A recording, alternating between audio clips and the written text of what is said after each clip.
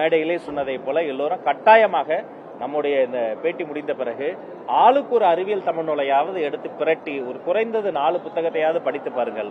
நீங்கள் கற்றுக்கொள்வதற்கும் பெற்றுக்கொள்வதற்கும் மனைவி முஸ்தபா போன்றோர் என்னுடைய வாழ்வில் நிறைய இருக்கிறது.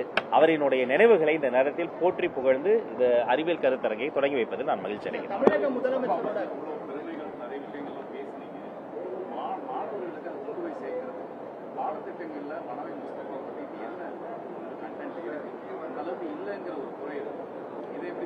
தமிழ்நாட்டினுடைய பாடத்திட்டத்தில் 3ஆம் வகுப்பிற்கு 3ஆம் வகுப்பு வரை புதிய பாடத்திட்டத்தை உருவாக்கி கையில கொடுத்துட்டோம்.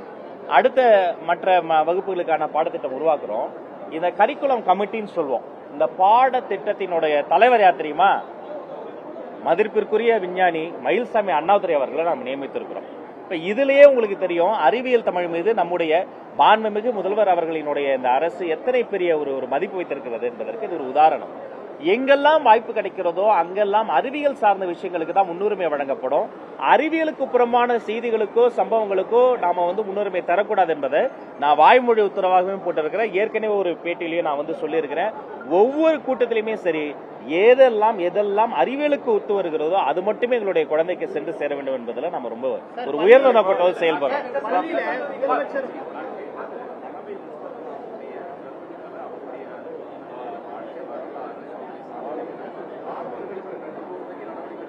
கண்டிப்பா அதுதான் சொல்றேன். கரிக்குலம் கமிட்டி என்பது அவர்கள் ஆய்வு செய்து எதை வைக்க வேண்டும் என்று சீராய்வு செய்து மறு ஆய்வு செய்து இறுதியில சொல்லுவாங்க.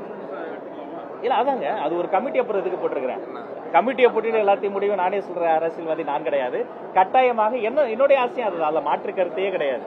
இல்லைன்னா இப்ப அண்ணனே சொன்னார்ல, நான் விரும்பி வாஞ்சையோடு நான் அமெரிக்கால இருந்து வந்த உடனே நான் விரும்பி முதல்ல கலந்துக்கிற கூட்டமே இதுதான். அதுதான் என்னுடைய ஆசையும். அது அண்ணனுக்கும் தெரியும், அவர்களுக்கு வீட்டில் இருக்கக்கூடிய உமாக்கும் தெரியும். அதனால கரிக்குலம் கமிட்டி மூலமாக அதிகாரிகள் ஒவ்வொருத்தரா அதாவது நிறைய எக்ஸிபிஷன் நடக்கும். குறிப்பா அறிவியல் கண்டுபிடிப்புகள் அந்த மாதிரி தான் நடந்துட்டு இருக்கும்.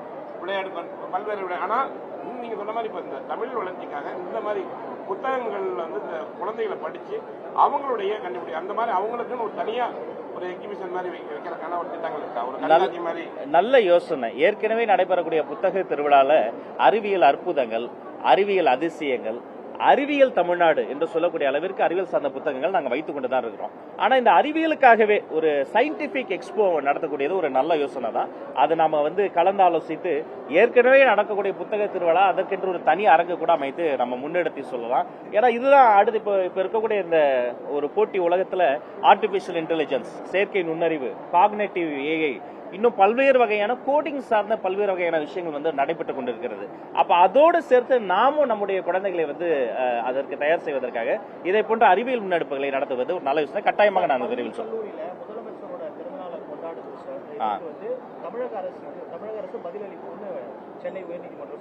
கட்டாயமா பதிலளிப்போம், சட்டப்பூர்வமா அதை எதிர்கொள்வோம்.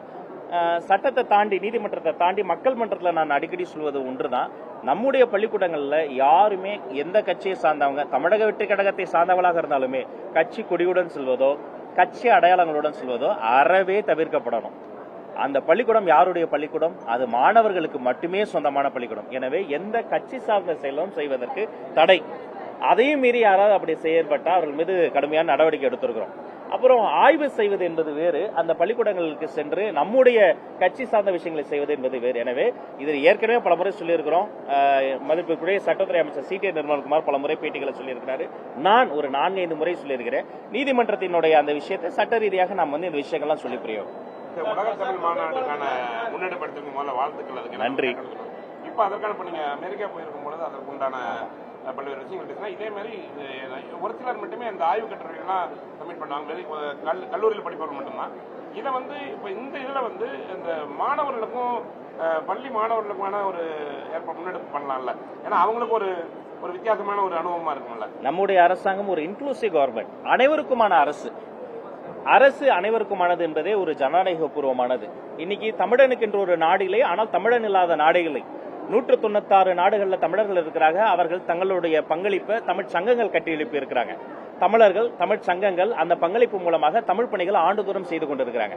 அப்படி ஆண்டுதோறும் தமிழ் சங்கம் செய்யக்கூடிய பணிகளை ஏற்கனவே மாணவனாக, வாசகனாக, பேச்சாளனாக, தலைமை விருந்தினராக, தன்னம்பிக்கை வகுப்பெடுப்பவனாக, தமிழ் வகுப்பெடுப்பவனாக நான் பங்கெடுத்திருக்கிறேன். ஆனால் இந்த முறை தான் தமிழ் வளர்ச்சித்துறை அமைச்சராக நான் பங்கெடுத்திருக்கிறேன். அப்ப இதுல ஆய்வு பணி, ஆராய்ச்சி பணி, ஆரம்ப பணி, ஆலோசனை பணி என்று பல கட்டங்கள் இருக்கு. இதுல இந்த ஆரம்ப பணிக்கான பல்வேறு விஷயங்களை நான் பேசிவிட்டேன். உலகத் தமிழர்கள் உற்று நோக்கக்கூடிய ஒரு உலகத் தமிழ் மாநாடு நடத்த போவது உறுதி. ஆனால் அதை எப்படி செய்ய போகிறோம்? எல்லோருக்குமான அரசாக இருக்கக்கூடிய, அனைவருக்குமான அரசாங்கம் இருக்கக்கூடிய இதுல 196 நாடுகளையும் எப்படி நம்ம அரவணைக்க போறோம், அங்க இருக்கக்கூடிய மாணவர்களை எப்படி கொண்டு வர போறோங்கிறது நான் திட்டமிடணும். ஒரு எடுத்துக்காட்டு சொல்றேன். அமெரிக்காவில் நான் ஒரு மனிதரை சந்தித்தேன். அவர் பேர் தாமஸ் அட்டோஷி.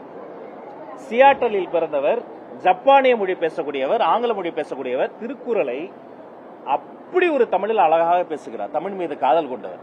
அங்க நான் இன்னொரு ஒரு அமெரிக்கன் லேடி ஒருத்தங்களை சந்தித்தேன். பறை இசை கருவி மீது மிகப்பெரிய காதல் கொண்டு தன் வாழ்நாளை பறை இசைக்காக அவங்க ஒதுக்கிட்டாங்க.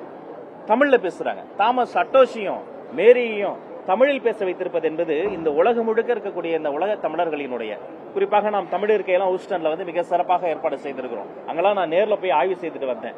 நாசா வரைக்கும் நான் நேர்ல போய் பார்த்துட்டு வந்தேன். இவர்கள் அத்தனை பேரையும் ஒன்றாக்கி நன்றாக்கி ஒரே குடையின் கீழ் கொண்டு வருவது என்பது ஒரு மிகப்பெரிய ஒரு யானையை பவனி கொண்டு வரக்கூடிய ஒரு பணி. அந்த யானையை, அந்த போர் யானையை வெற்றிகரமாக அனைவரும் ஒன்றாக கூடி ஊர் கூடி தேர் எடுப்பது என்பது உறுதி. தேர்வுகள்ல தமிழ் பாடங்கள்ல தேர்ச்சி விகிதம் குறைஞ்சிட்டே வருது. இப்போ நீங்க புதியதாக ஆட்சி பொறுப்புகள் தமிழ் பாடங்கள் நினைக்கிறீங்க, எந்த மாதிரி திட்டங்களை கொண்டு போட்டு அடுத்த தேர்ச்சியில விகிதம் குறைஞ்சு எந்த மாதிரி? ஒரு 3 வழியில நம்ம கல்வியை பிரிச்சுக்கலாம். ஆரம்ப கல்வி, தொடக்க கல்வி, இடைநிலை கல்வி, உயர்நிலை கல்வி. அதாவது இந்த ஆரம்ப கல்வி அல்லது தொடக்க கல்வியை பொறுத்த வரைக்கும் அவருக்கு மொழியை நாம் அறிமுகப்படுத்துறோம்.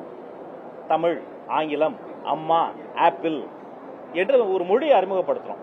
அந்த இடத்துல நம்ம இந்த அறிவியல் தமிழை அறிமுகப்படுத்துவதற்கான வாய்ப்பு குறைவு. இடைநிலை கல்வி போகிற பொழுது அந்த குழந்தை என்ன பண்ணுது? பரீட்சை எதிர்கொள்வது எப்படி, பாடத்திட்டம்னா என்ன, அங்கிருந்து உயர்நிலை கல்விக்கு போகிற பொழுது தான் என்னவாக போகிறோம், பொறியாளனா, மருத்துவனா, ஆசிரியனா என்பதை கற்றுக்கொள்ளும். இப்ப இதுல ஆரம்ப நிலையில இருக்கக்கூடிய அந்த மொழிக்கான முக்கியத்துவம் அடுத்தடுத்த வகுப்புகள்ல குறைக்கப்பட்டு, பிடி பீரியடுகள், உடற்கல்வி சார்ந்த அந்த வகுப்புகள் குறைக்கப்படுவது, மொழிக்கான வகுப்புகள் குறைக்கப்படுவது, அதையெல்லாம் விட்டுட்டு எது எடுத்தா எந்த மதிப்பெண் அதிகம் எடுத்தா பொறியியல் கல்வியில் சேர்ந்துடலான்ற ஒரு ஒருதலை பட்சமான ஒரு அணுகுமுறை இருந்ததனுடைய பின்விளைவு தான் இப்ப நம்ம அதை அனுபவிச்சுட்டு இருக்கிறோம். இது சரி செய்யப்படும். சிறப்பு தமிழ் வகுப்புகள், தன்னம்பிக்கை வகுப்புகள், ஆளுமை வகுப்புகள்லாம் நடத்தப்பட்டு தாய்மொழி, தமிழ் மொழி என்பதை விட ஒவ்வொரு குழந்தைக்கும் தாய்மொழியில தான் அதோடைய சிந்தனை பிறக்கும். எடிசனோ, ஆல்பர்ட் நியூட்டனோ, ஆல்பர்ட் ஐன்ஸ்டீனோ எல்லோரும் அவர்களுடைய தாய்மொழியில் சிந்தித்ததால் தான் நம்ம மிகப்பெரிய அறிவியல் கண்டுபிடிப்புகள் எடுத்தாங்க. அப்ப இந்த தாய்மொழியில் இந்த குழந்தைகள் இன்னும் சிறந்த மதிப்பெண்கள் வாங்குவதற்கான முயற்சிகள் மேற்கொள்ளப்படும் என்பதை தெரிவித்துக்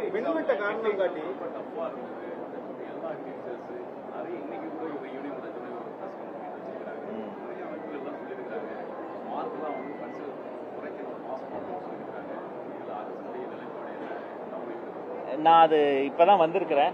நான் சம்பந்தப்பட்ட அதிகாரிகள்கிட்ட என்னதான் கேள்விகள் கேட்டாங்க, அது உண்மையிலே கடினமான கேள்விகளா, இதற்கு முன்னாடி இருந்த வினாத்தாள்கள் எப்படி இருந்தது என்பதை நான் ஒரு ரிவ்யூ பண்ணிட்டு கண்டிப்பா அவர்களையும் நேர்ல சந்தித்து நான் பதில் சொல்றேன். வேற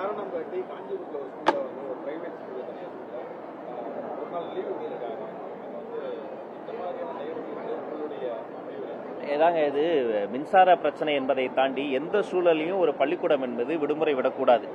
இப்ப டெல்லியில பாத்தீங்கன்னா உலகத்திலேயே தீபாவளிக்கு விடுமுறை விடுவாங்க, பொங்கலுக்கு விடுமுறை விடுவாங்க. ஆனா ஒரு மாசு ஏர் பொல்யூஷனுக்காக டெல்லியில ஒரு வார காலம் லீவ் விட்ட ஒரு வரலாறுலாம் இருக்கு. அப்ப இதெல்லாம் எங்க பாத்தீங்கன்னா கடைசியில அந்த வகுப்புகள் நான் இத்தனை வகுப்புகள் இத்தனை காலத்துக்குள்ள எடுக்கணும்ன்ற ஒரு விஷயம் இருக்கு. எனவே இதை போன்ற எந்த தனியார் பள்ளியோ அவர்கள் இது மின்தடை, உண்மையிலேயே மின்தடை காரணமா விடுமுறை விட்டாங்களா இல்ல வேற எதுவும் காரணமாங்கிறத நம்ம ஆய்வு செய்யணும். எந்த காரணத்திற்காகவும் ஒரு குறிப்பிட்ட நாள்ல அது ஒரு பாட வேலை என்று சொல்லிவிட்டால் அது தடை செய்யப்படக்கூடாது. அதை அது சரி செய்ய வேண்டியது ஒரு ஜெனரல் வச்சு கூட அவங்க பண்ணிருக்கலாம். அது எந்த காரணத்துக்கும் தடை செய்யப்படக்கூடாது. எப்படி பிடி பீரியட் கட் பண்ணக்கூடாது நான் உறுதியா இருக்கிறனோ அதே மாதிரி தேவையின்றி வேற எந்த காரணங்களுக்காகவும் இதை போன்ற பாட வேலைகளை அவங்க குறைக்கூடாது என்பதை நான் கேட்டுக்கொள்கிறேன். இந்த பள்ளிகளில் இந்த உதவியாளர்கள் இருக்காங்க, ரொம்ப காலியிடங்களா இருக்கு. உதவியாளர்கள், காவலாளிகள் முதல்ல எல்லாம் ஆரம்ப காலத்துல நம்ம படிக்கிற இடத்துல இப்ப எதுவுமே இப்போ எவ்வளவு காலியிடங்கள் இருக்கு. அதை போட்டா அவங்களுக்கு கிராமப்புறங்களுக்கும் வேலை வாய்ப்பு கிடைக்கும். அதற்குண்டான இப்ப நாங்க ஆட்சிக்கு வந்த புதுசுல சரிபாதி உடற்கல்வி ஆசிரியர்கள் நிரப்பப்படாமல் இருப்பதை கண்டறிந்தோம். நானும் மாண்புமிகு விளையாட்டுத்துறை அமைச்சர் மற்றும் பொதுப்பணித்துறை அமைச்சரும் கலந்து பேசி ஒரு ஆய்வு செய்தப்பதான் சரி தெரியுது, கிட்டத்தட்ட சரிபாதி பிடி டீச்சர்ஸே போடல. அப்ப உடனடியாக நான் அதை கையில் எடுத்து என்ன பண்ணேன், டிஆர்பிக்கு அதை குறித்து நோட்டிபிகேஷன் கொடுக்கப்பட்டு உடனடியாக பிடி டீச்சர் நிரப்பணும், ஒரு பள்ளி கூட அந்த பிடி டீச்சர் இல்லாம இருக்கக்கூடாதுங்கிறத வந்து சொன்னோம். இதே மாதிரி தான் உடற்கல்வி ஆசிரியர் மாதிரி இந்த லேப் டெக்னீஷியன்ஸா இருக்கட்டும், மற்ற ஆசிரியர்களாக இருக்கட்டும், உதவியாளர்களாக இருக்கட்டும், தொழிற்கல்வி ஆசிரியர்களாக இருக்கட்டும், எங்கெல்லாம் அந்த ஒரு வேக்கன்ட் இருக்குங்கிறத கண்டறிந்து முறைப்படி திறமை மற்றும் அவர்களினுடைய அந்த மெரிட்ல எந்த பொலிட்டிக்கல் இன்ஃபுளுன்ஸ் இல்லாம அந்த பணியிடங்கள் நிரப்பப்படும். பொலிட்டிக்கல் இன்ஃபுளுன்ஸ் இல்லாம நிரப்பப்படுறதால ஒரு சிறிய காலம் அதற்கு எடுத்துக்கொள்ளும். பட் முறைப்படி இது முறைப்படுத்தப்படும் என்பதில் மாற்று கருத்து. நேற்று மதுரை மாவட்டத்தில் சீலம்பட்டி மற்றும் சுற்றுப்புற பகுதிகளில் பல அரசு தொடக்க பள்ளிகள் மூடப்பட்டது. ஏன்னா ஒரு சிங்கிள் ஸ்டூடெண்ட் கூட இல்லாததுனால மூடப்பட்ட செய்திகள் வந்தது. நான் இதை பற்றி விசாரிச்சப்போ தமிழ்நாடு முழுக்க எனக்கு நிறைய பிரச்சனைகள் இருக்கு. இது அரசு தான் முடிவெடுக்கணும் அதிகாரிகள் சொன்னாங்க. நம்ம என்ன முடிவெடுக்கணும்? ஏற்கனவே கடந்த அரசுல கிட்டத்தட்ட 207 பள்ளிக்கூடங்கள் மூடினாங்க. என்னை பொறுத்த வரைக்கும் பள்ளிக்கூடங்கள் என்பது மூடப்படுவதற்கு எதிரானவன் நான். சம்பந்தப்பட்ட பள்ளிகள்ல என்ரோல்மெண்ட் ரேஷியோ இல்லைனாலும் நான் விண்டோ பீரியடை எக்ஸ்டெண்ட் பண்ண சொல்லியிருக்கிறோம். யாராவது இன்னொரு 4 மாணவர்கள் வந்து சேர்ந்து விட்டால் மறுபடியும் அடுத்த வாரமே சேர்ந்துட்டாங்கன்னா மறுபடியும் திறக்கப்படும் என்பதை நான் மிக உறுதியாக தெரிவித்துக் கொள்கிறேன். என்ரோல்மெண்ட் ரேஷியோ ஏன் குறைத்துக்கிறத அங்க ஆய்வு செய்து அந்த மாணவர்களுடைய வீட்டுக்கே போய் கன்வின்ஸ் பண்ணி பேசுவதற்கான வேலைகளையும் நாம தொடங்கிறோம்.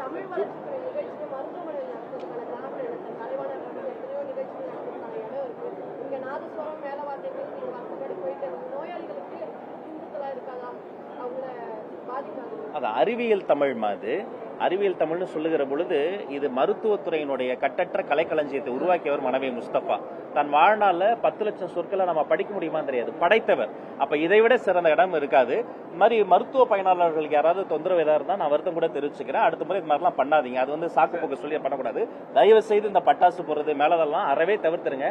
நான் வந்தபோது அப்படி எதுவும் இல்லை. ஒருவேளை நான் வரதுக்கு முன்னாடி பண்ணியிருந்தா கூட அது தவறு. அது நான் உடனே அது எல்லாமே இனிமே அடுத்த விழாக்கள் அது மாதிரி பண்ணாதீங்க. ஆமா,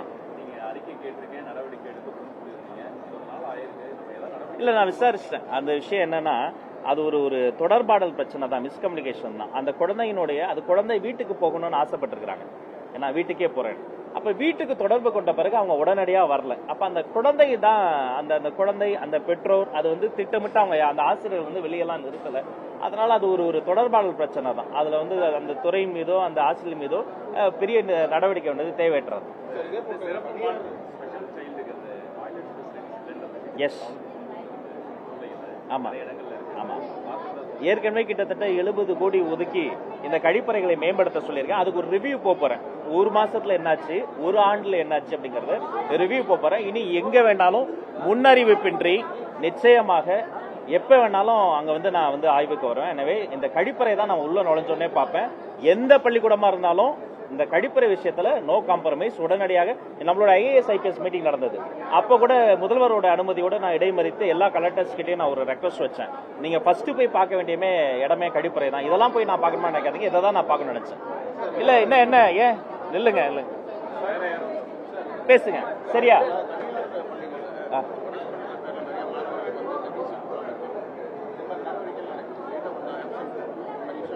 முக்கியமான கேள்வி. என்கிட்டயே சில கோரிக்கை வருது.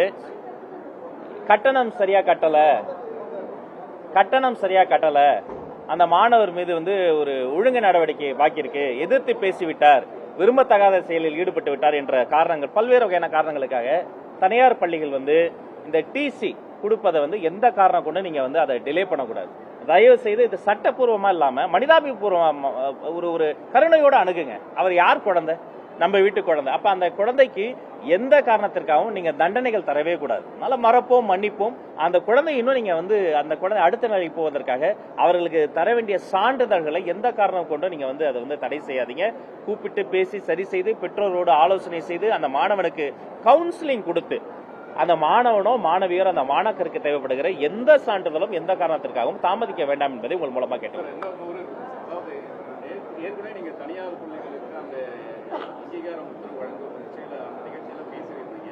கட்டண விவரங்களை வெளிப்படையாக வெளியிடணும்னு சொல்லியிருந்தீங்க.